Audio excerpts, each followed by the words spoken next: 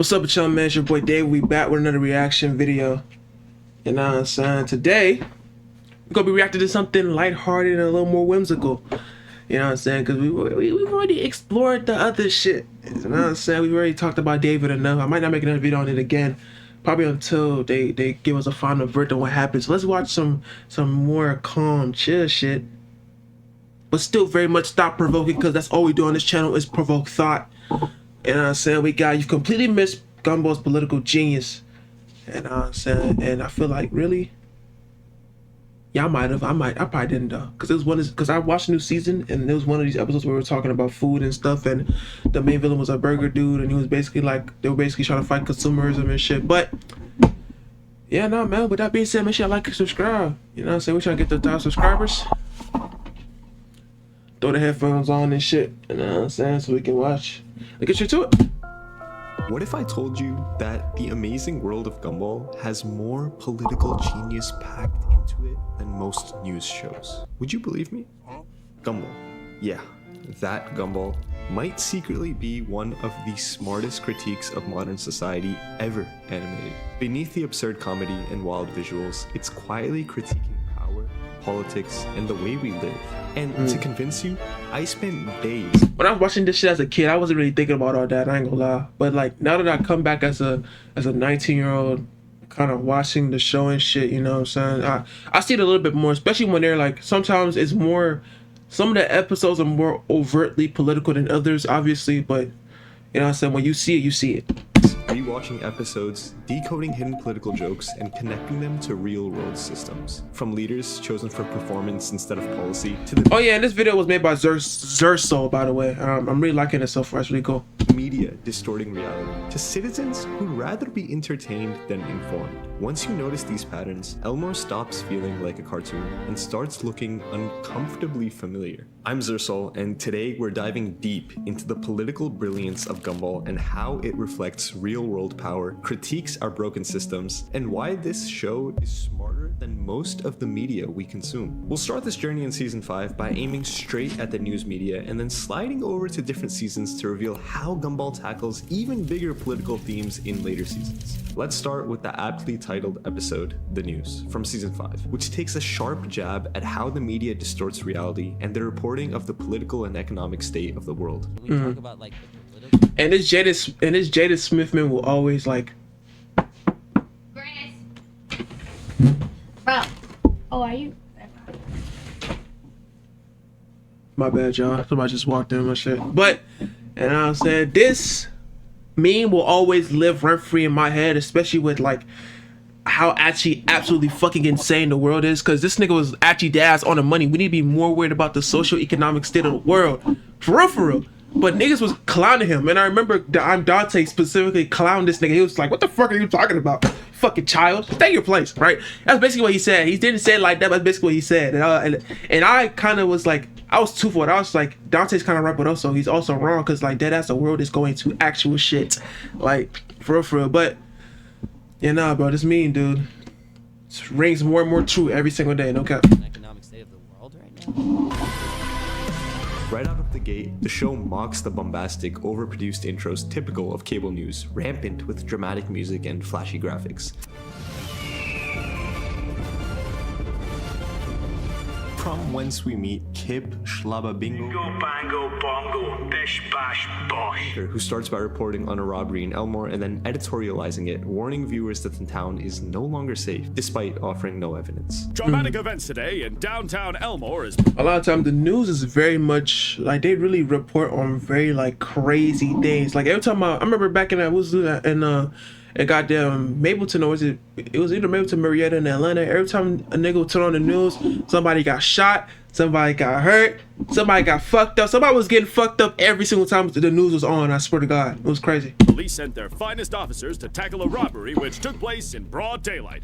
Further proof that our town is no longer safe for anyone, anytime, any day, anywhere, in any way. This moment is a pointed critique of the state of real-world journalism. journalism, where anchors will often provide their own opinion of an event during reporting, cramming fear-driven narratives and opinion masquerading to shape public perception. And this isn't a conspiracy. Some media companies have an explicit... Which is true, because a lot of media, especially the news, they have clear, they have clear narratives and propaganda that they want to set. For example, Fox News is extremely far right, while MSNBC would be more to the center left. You know what I'm saying? They have clear narratives that they want to show and portray to their viewers and their audiences. That's why, like, deadass, if you really wanted to get the news straight for real, I don't really know how you could get the actual, like, news without the sliding of either left or right propaganda. Now, I lean more left because I think niggas on the right are fucking insane. You know what I'm saying? Like, the whole idea of conservatism and what that means, like, I don't even like the word conserve, like, because what are we exactly conserving? Because the state of the world is not something it's not something worth conserving, because, like, it's a really evil world out there for everybody that isn't white and male.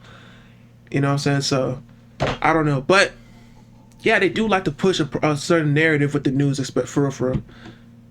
Policy called "If it bleeds, it leads," which is their handbook for deciding what and how to report some things. In many instances, you'll find the media following this principle and trying their best to stoke fear and gain clicks. Now, as the episode progresses, it pivots to a biting critique of how media outlets selectively frame police behavior, often bending the narrative to suit the political leanings of their audience. In this scene, the announcer calmly states that officers are responding with minimal force. The police responded with a low-key operation, handling the situation with sensitivity and minimal force. Before the camera pans out to the actual scene, which blatantly contradicts him, showing an overwhelming and aggressive crackdown. And later on, in one of the episode's most absurd moments, Donut Cop gets into an accident with what I can only assume to be a passenger bus. Then, rather than holding him accountable, the media immediately leaps to his defense, portraying him as a valiant officer, continuing to work for justice, even as he's literally fleeing the scene. But that Donut Cop is such a fucking dickhead. Like, I like the character though. He is funny when he pops up, but man, he is such a dickhead. And agonizingly, blame is redirected instead toward the bus operator, who's framed as obstructing justice. The police are continuing their hunt, despite some members of the public obstructing their path. It's a blatant case of narrative manipulation that protects authority and instead vilifies the innocent. These portions of the episode directly parody real-world media and expose how language can be weaponized to sanitize reality, depending on who's watching and what they're meant to believe. It's a masterclass in how satire can reveal uncomfortable truths. We've seen this kind of narrative distortion time and time again, where the same event is framed radically different depending on the outlet's ideological slant. Facts get filtered, softened, or sensationalized, and opinion bleeds into what's supposed to be objective reporting. And just for extra credit, while I was researching this episode, And it's always very funny every time people, talk about how, like, opinionated people are, because, like, even when you're writing something, especially like you're writing for school and they're saying, like, give the objective fact and the truth, a lot of times, even in that instance, people are really, really, really opinionated. Like the sky is blue. However, what really truly is blue? You know what I'm saying? Is blue, like, is blue a color that we can see, or is it a color that we feel? Is blue to someone else, or is blue red to the eyes of another human being? You know what I'm saying? Like, it's a lot of shit, even when it's supposed to be not opinionated, can get very opinionated very fast. Like, because this is how humans are. Humans are very opinionated creatures, you know? episode, I found this clip, also from season 5, from The Heist. If that made any sense. I was kind of rambling there a little bit, I ain't gonna lie, but yeah, y'all get the gist, bro. Where taxpayer dollars are being allocated wastefully by the police. How much should we have? Why not build the actual roadblock? What would be the point in spending all that taxpayer money building the model if we're not even gonna use it? From which Larry attempts change by stating he won't pay his taxes in protest of the wasteful spending. Then I'm not gonna pay my taxes. Yeah, you can guess how that ended. Yeah. Really, boys? Now, returning to the news episode, I want to highlight one final moment that aged a little bit too well, especially given the current economic Political and economic state of the world right now. It's this segment where the show turns its lens on the economy, using exaggerated graphics and plummeting numbers to paint a picture of total collapse. We have some good news and some bad news. The bad news is that stock markets have fallen, but the good news is that these graphs will tell you all about it in the form of a song. And yes, it plays into the trope of media sensationalism we've been talking about, but it's also a pointed jab at the absurdity of modern markets and the politicians who use them as a yardstick. The implication is clear. As the numbers dive, so does public morale. The more chaotic the economy becomes, the more nihilistic the tone of the coverage, and by extension, the public's outlook. Gumball exposes the intent behind the media. It shows us how fear is manufactured, how authority is protected, and how truth gets buried under spectacle. The show's brilliance lies in how it turns this ridiculousness into revelation. And now that Gumball has exposed one of the players in this political game, let's move on to part 2. On the previous note of the markets, let's check out The Wonderfully Weird World of Gumball, the newest season released just over a month ago. If you haven't seen my breakdown of it yet, save it right here and check it out, right after I've fully convinced you of this video's thesis. Oh, and if you're saving that video, would you mind saving my channel and tapping those like and subscribe buttons? Now, back to scheduled programming. In the episode The Assistant, there's a casual but deliberate nod to market manipulation and insider trading. Oh, you know, some insider trading, a little market manipulation, nothing out the norm. And now your family won't need you to look after them. And I don't believe this to have been added in pointlessly, especially given the current economic climate. Recently, markets swing wildly in response to orchestrated events, only to rebound in ways that benefit those with privileged access. Every dip and surge seems less like natural fluctuation and more like a rigged game, with insiders cashing in while the public scrambles to keep up. It's not just a company, it's actually an individual.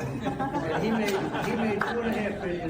The thing is that we all know this. If you don't know that in like the United States, every single politician is basically insider trading, you don't know shit. They do that shit all the fucking time. It's actually crazy.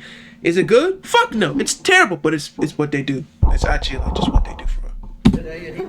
Like, how do you think they're so fucking rich? Like, you know what I'm saying? Like, $100 million. That's not bad. He's in financial. And consider the wave of legislation aimed at curbing these abuses, or the proliferation of apps and trackers that expose politicians engaging in suspicious trades. 113 members of Congress made trades. Exactly. How do lawmakers get so rich? But my nigga, they are literally insider trading like a motherfucker, bro. And they're creating instances where they can literally control the flow of the markets, like, bro. More than 706 million shares last year. So much so that now there's a hugely popular social media account named Nancy Pelosi's Stock Tracker.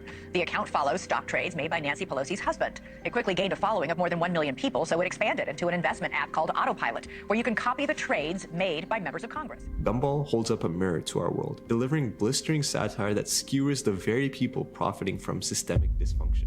Now, moving one season back to season 6, let's look at the episode The Candidate, perhaps the most overt political satire that Gumball has ever done. You might be wondering how things got to this point. It all started yesterday evening. The heart of the episode is how it mimics the behavior of politicians. When the rising temperature in the classroom becomes unbearable, the students decide to hold an election to find a leader who can solve the problem. How about we hold an election to choose a leader? Fine by me. I'm cool with that. What follows is a two-party contest. On one side, a candidate who's competent but completely unintelligible to the public. On the other, someone easy to understand but blatantly corrupt. Exactly. And this is my problem with how Americans vote.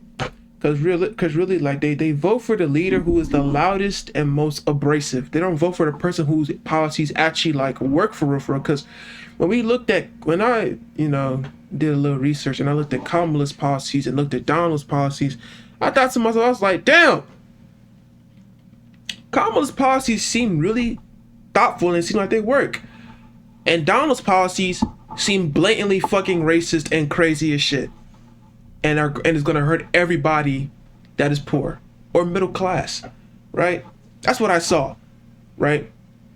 But Donald still won. Do you wanna know why Donald won? Because Donald, he just, I guess, has more sway and charisma with the voters than Kamala did, So at the end of the day, politics is all about charisma and who has the loudest voice. And at that point in time, Donald had the loudest voice, even though he's still batshit crazy and wrong. But yeah, it's hard not to see the reflection of the modern two-party system here, where choices often feel limited, unsatisfying, and sometimes even pointless. Voters are left deciding between someone who might know what they're doing but can't communicate it, and someone who communicates perfectly but only in the service of their own interests. Frustration builds until the people express their thoughts of wanting someone incompetent doing something after they get tired of competent people doing nothing. Enough with the competent people doing nothing. We want incompetent people doing something. The people are craving hope. and Gumball himself steps in as the incompetent outsider promising to shake things up. This dynamic feels uncomfortably familiar. Modern campaigns rarely hinge on policy or governance. Instead, they revolve around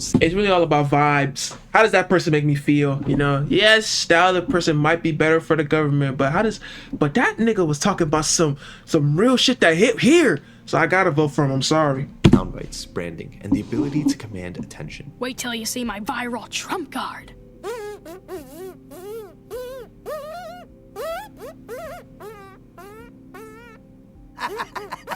Gets my vote. Elections aren't about answering the question, what will you do for us? But about proving how well you can perform on stage. The contest becomes less about leadership and more about marketing. What makes the candidate so effective is how it strips away the illusion that elections are rational contests of ideas. Instead, it presents them as what they often are: popularity contests where truth is flexible and voters are treated less like citizens and more like consumers. And when you compare that spectacle to our own campaigns, the satire starts to blur with reality. Today, a candidate can rise on a viral clip, dominate news cycles by stoking outrage, or build entire platforms around memes. Last month, New York City mayoral candidate Zohran Mamdani turned social media momentum into a primary win. After he won the Democratic ticket, many people were inspired to run for office themselves. Promises are as fragile as balloons, designed more to entertain than to endure. The more ridiculous the performance, the more attention it generates, and in a media environment that rewards drama over depth, that attention is victory. And the episode doesn't stop there. After Gumball wins, he immediately abandons the problem he was elected to solve. It plays like a direct jab at the way politicians sidestep pressing crises, the most obvious being climate change. Leaders are swept into office on the promise of solutions, only to stall, delay, or redirect attention once the seat.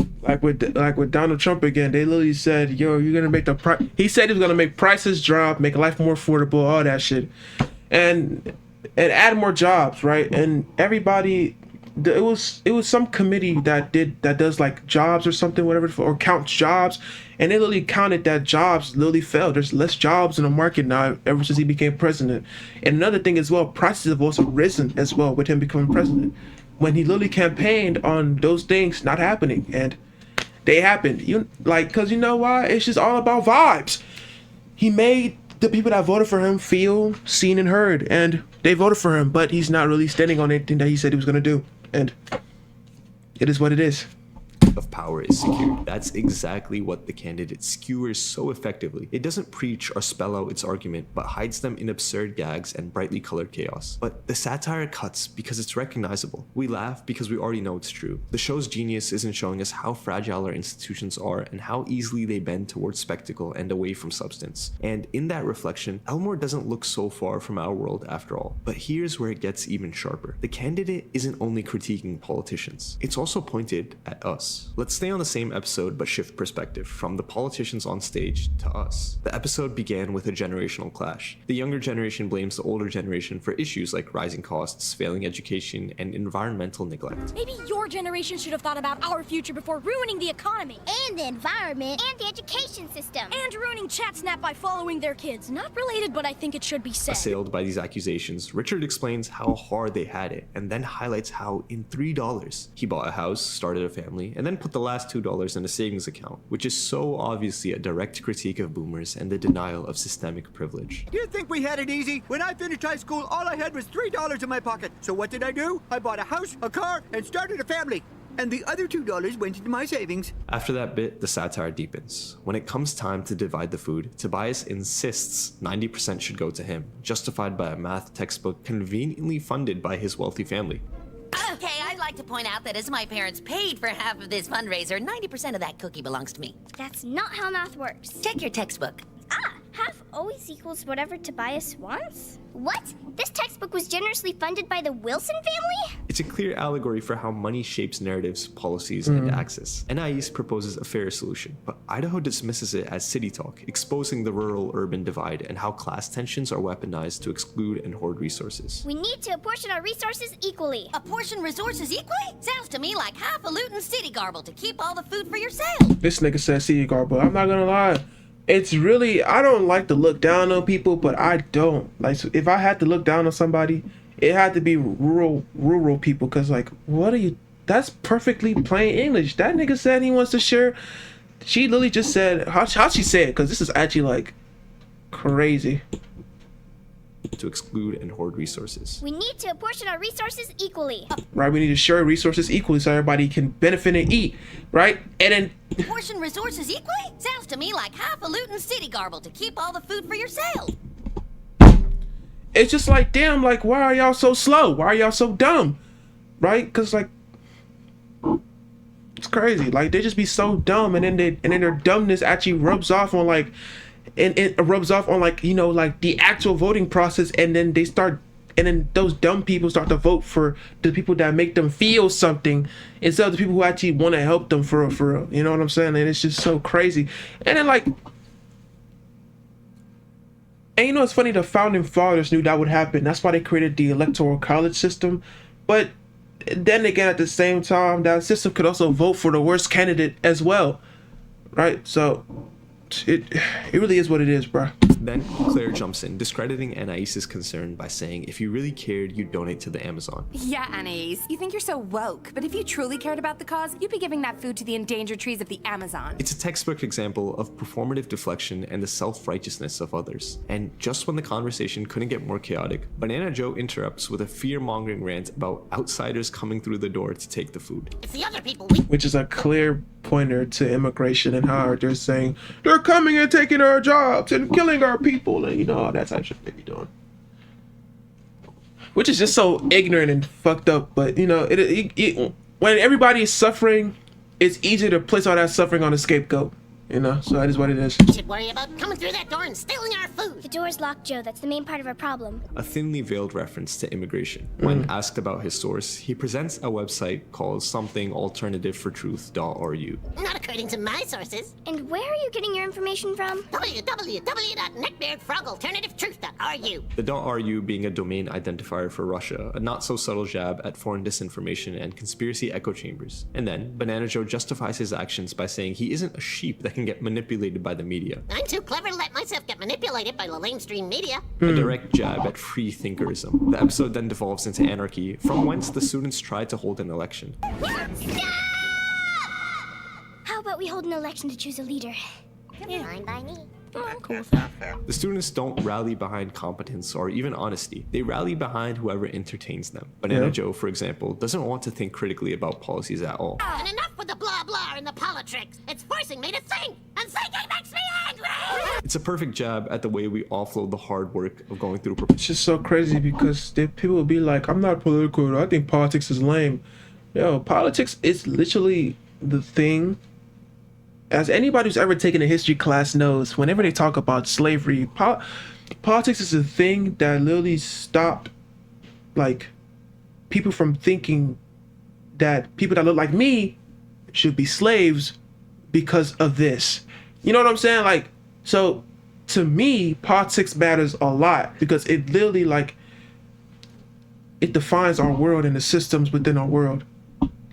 So, you know, but when you're white or privileged, you don't really care because politics will always favor you in a sense. You know what I'm saying? Because so that makes you feel like I don't really care about politics. Of course you don't care about politics. It's a privilege not to care because it doesn't really affect you for because you're in a more privileged standing in society. When you're not in a more privileged standing in society, a lot of shit that they say is gonna affect you more, right? But yeah, let's keep going. Proposals and instead relying on other outlets instead of interrogating what's actually true. The sting is that Gumball doesn't let us off the hook either. Banana Joe and Tobias are meant to be reflections of real dynamics, voters who want easy answers, corporations buying access, citizens tuning out when things get too complicated. The message meant to viewers is clear. You are just as responsible as them. Once you see these satirical references meant to berate our political state in the candidate, you start spotting it everywhere. In The Teacher, another episode from the wonderfully weird world of Gumball, education and social services are underfunded while bloated budgets go to the police force and no one questions it. Wait, so where did all the school money go then? I was like, what the hell? How did all the money go to police dogs? When I watched this shit, I thought that Miss Simi was actually like in the wrong and was insane, but then I realized that she was buying laptops for the students because they didn't have laptops because of the budget for the school was going to police dogs, like, you know what I'm saying? Which is crazy.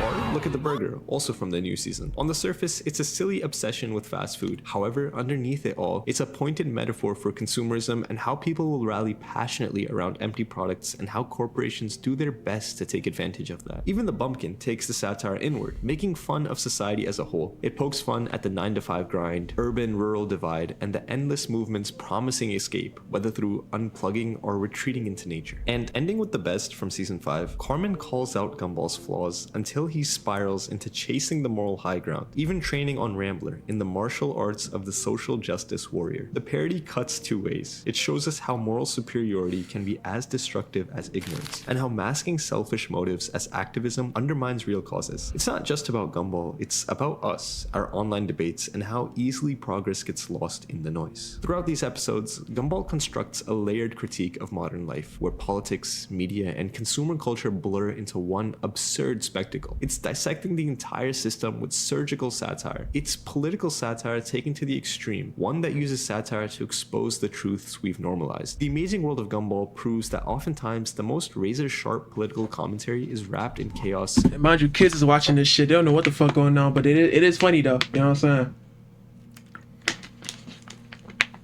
Color. Beneath the surrealism lies a show that's unafraid to dissect power, media, and the systems we live under. So, did you catch these layers before? But with that being said, let me know what y'all thought about, you know what I'm saying, what y'all thought about the, you know what I'm saying, the political intricacies of Gumball down in the comments down below. And I said, with that being said, bro, if y'all like what y'all see, make sure y'all like and subscribe. Let me know what y'all liked about the video in the comments down below.